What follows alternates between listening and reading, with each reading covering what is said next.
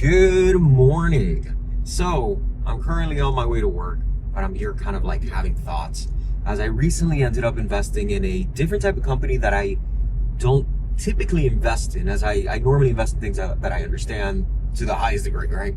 But with this particular investment, what I ended up investing in was AMC. I don't want to have you guys waiting, but it was for AMC, like the movie theater chain. From time to time, quite often actually, I oftentimes use my brokerage account almost as if it was like a social media account. Not because if there's any social aspect, but rather the fact that I spend so much time on there that it's even to a point where I'm sorry to ask the question if it's even healthy, but to say the least, I occasionally I go down and I like to see the 100 top stocks that that we have currently trending in our market, right? So I ended up going all the way from the very bottom this time. I ended up checking what was the cheapest option that we had, and of course there was a couple of cannabis stocks, a couple of little medical stuff here and there. There's all sorts of shenanigans, but one of the names that stood out to me, of course, was for $1.47, if I'm not mistaken. It was AMC. And now AMC, just a few years ago, like, this stock was all the way up, if I'm not mistaken, and like, once again, I wasn't even following it, but if I'm not mistaken, it had crossed over to close to $300. It might have even surpassed just a little bit. For it to go from that high point back in like 2021 all the way down, crashing to like $1.50, circling the thought, I was like, you know what, like, I feel like there's such a great opportunity. Like, what if it were to go from, I don't know, $1.50 to $10? It could be pretty nice, right? So I was just thinking about it like at a larger scale, and I was like, you know what? I am going to try, because it's so affordable, I want to try my very first options contract. Now, options for me is entirely brand new. This is my very, very first time ever picking up an option. So I'm not going to dive in here and pretend that I know all about it, but the little bit that I do know is that call options is just kind of like, it's one, like, you pay a fee.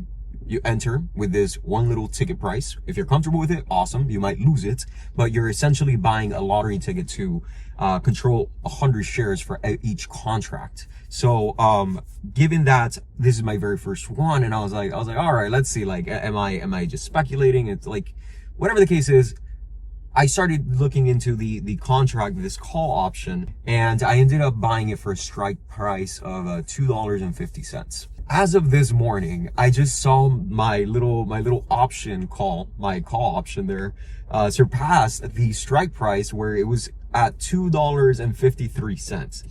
To say the least, I'm over the moon. I'm stoked. I'm so pumped because, like, you just learn so much when you yourself stick your foot in like the fire or whatever. This for me was a 100% a gamble, just $50. I was like, I could afford to lose $50.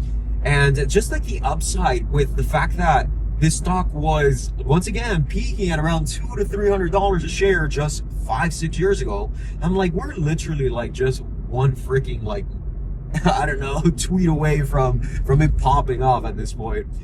So for the leverage that I could get for like under $2, or what it was for under $2, I felt like I was able to get a lot.